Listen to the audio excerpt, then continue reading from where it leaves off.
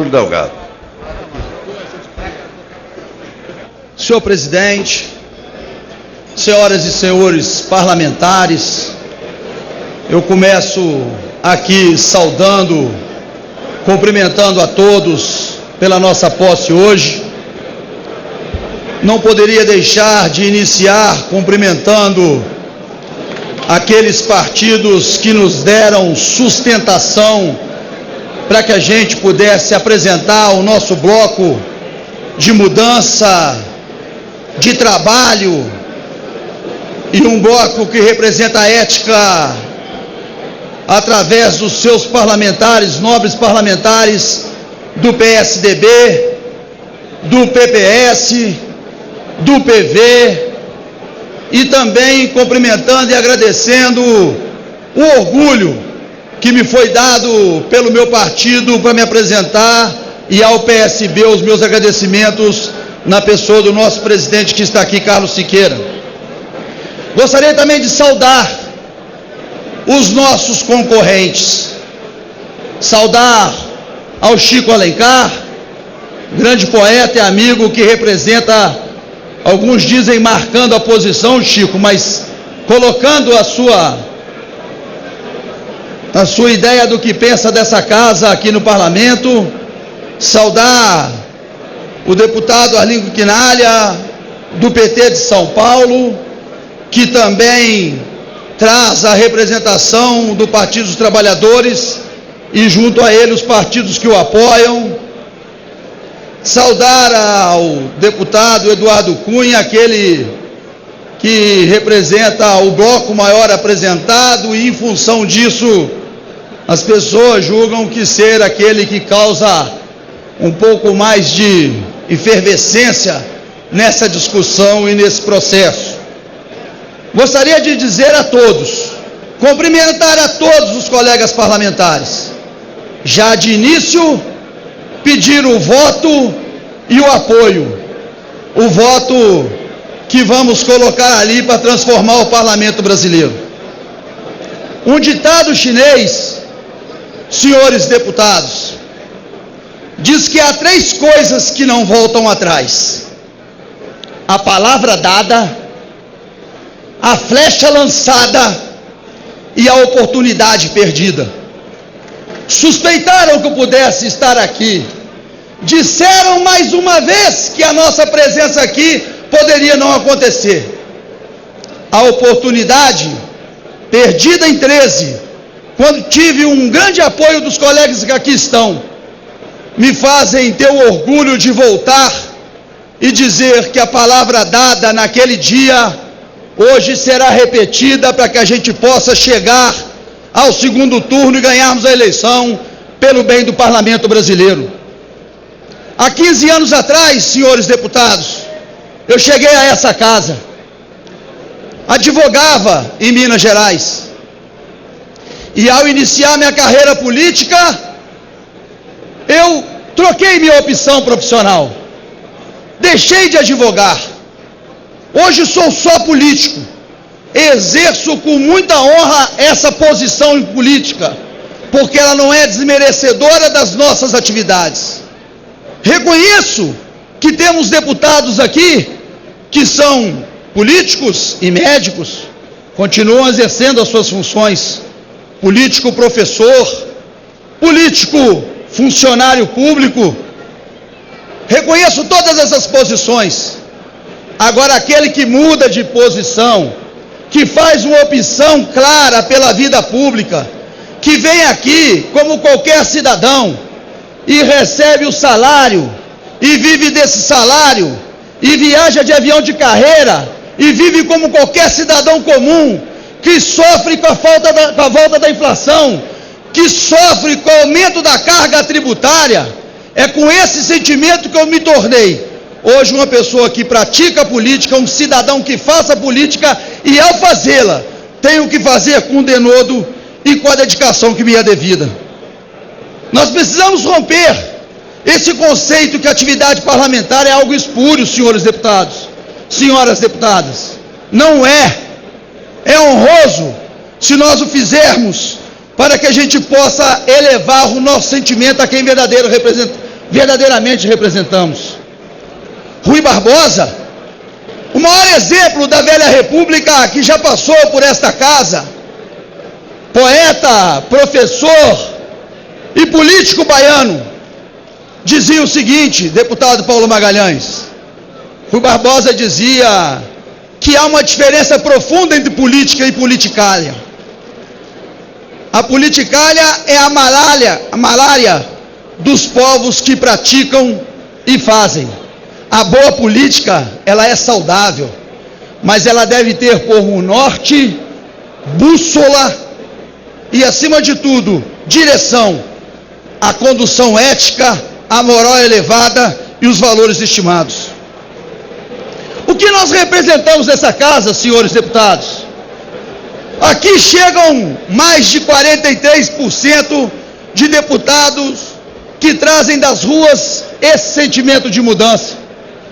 43% de deputados, e em 13, deputado Jutaí, eu disse isso aqui. Vamos ficar alerta ao sinal que vem das ruas. E agora em 15 eu repito, o sinal já veio. Os novos que aqui estão se misturam com os reeleitos num sentimento que vale para todos nós, que vale para os novos e que vale para os deputados que foram reeleitos. Se nós não mudarmos as nossas práticas dentro dessa casa, se esse que trazem das ruas o sentimento de mudança, efetivamente não praticarem nesse momento da escolha da condução da casa, nós podemos estar sendo mudados em 18. Tanto os novos que chegam agora, quanto os reeleitos que permaneceram na casa.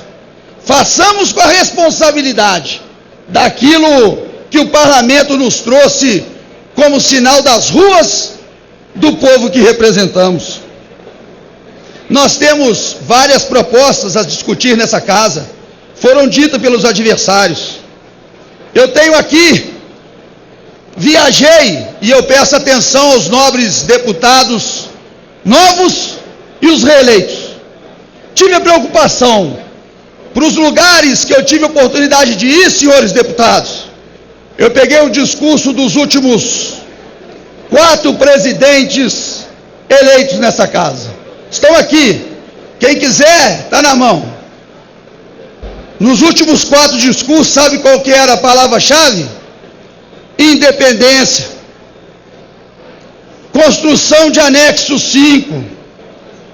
Práticas que afastam o povo brasileiro, que não interessam ao povo brasileiro, que nos interessa, mas ao povo brasileiro. E a construção do anexo 5, por exemplo, depende, e nós não podemos enganar os deputados, nós não podemos enganar os novos, porque uma obra dessa não será feita em 2 anos, senhores deputados. Foi o presidente Arlindo que conseguiu a negociação com o banco para que a gente tivesse o recurso para construir. Só que não há espaço físico, senhores deputados, senhoras deputadas. Não há espaço físico, precisa da autorização da Fundação Niemeyer para que isso aconteça em Brasília. Não vamos achar que isso é uma coisa da noite para o dia. Esse não é um presente que está sendo dado para os deputados. Vamos parar com essa demagogia de independência sendo dita no discurso e não sendo feita na prática. Foi dito aqui que o PT exerce o poder central e não poderia exercer o poder aqui na Câmara. Ora, o PMDB exerce a vice-presidência da República e acabou de eleger o presidente do Senado. Será que nós não podemos compartilhar essas ações entre os outros partidos? Será que não seria mais salutar não ter hegemonia dos partidos que têm a presidente e o vice-presidente da República?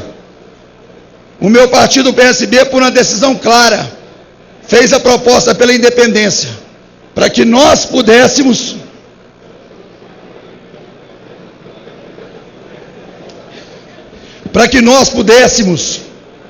estar atentos ao que vem por aí, sem exigir cargos, sem participar do governo, com aquilo que nos é necessário. Eu pergunto mais, pergunto aos colegas deputados: quanto que vale a presidência da Câmara dos Deputados?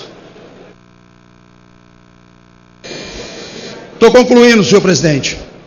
Talvez muito mais do que está sendo gasto na campanha para presidente. Talvez muito mais. Mas o que está sendo gasto na campanha para presidente possa fazer com que o custo dessa campanha seja pago na frente e muito caro por todos nós. Preocupemos com isso. Nós temos aquilo que é colocado para poder chegar ao poder nessa casa. O orçamento impositivo não pode estar desatranhado, desligado da proposta do deputado Amin, que é a questão do contingenciamento proporcional. Não adianta você aprovar impositivo e o executivo fazer o contingenciamento, que a emenda não será liberada, porque o governo fala que não tem dinheiro. Tem que estar vinculado ao contingenciamento proporcional, para que a dotação dos ministérios seja vinculada à dotação. Isso é a questão de falar a verdade.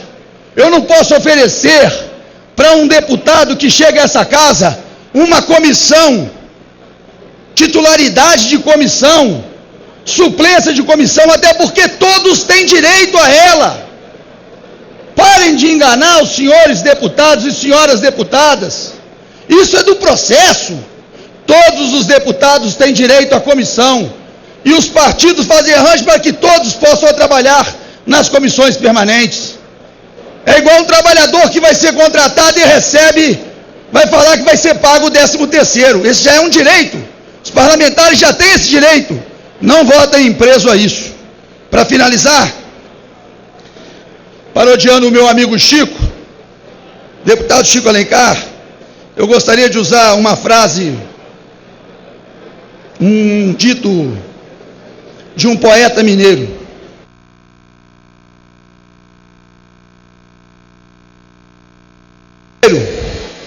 Sou de Minas Gerais, terra de Guimarães Rosa, que acreditava que a volatilidade das circunstâncias pode ser vencida com o único atributo que invoco ao último de vossas excelências.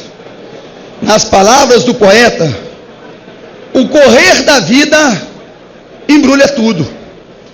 A vida é assim: esquenta e esfria, aperta e daí afrouxa, sossega e depois desinquieta. O que ela quer da gente é coragem.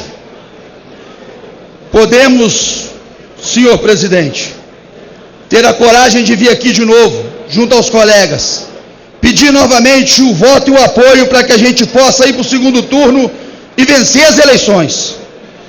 A Câmara dos Deputados pode e precisa voltar da classe política. Nós temos o dever e a condição de fazê-lo ao escolher o presidente. E eu queria, por último, fazer uma homenagem a meu grande presidente, amigo Eduardo Campos, que na véspera do falecimento disse que nós não podemos desistir do Brasil. Nós não podemos desistir do Brasil. Agora, esse eleitorado qualificado que tem de homens e mulheres, de deputadas e deputados, nós não podemos desistir do parlamento brasileiro. Compete a cada um fazer essa diferença na eleição. Muito obrigado, Deus abençoe a todos. Peço o voto de todos. Este é o deputado Júlio Delgado.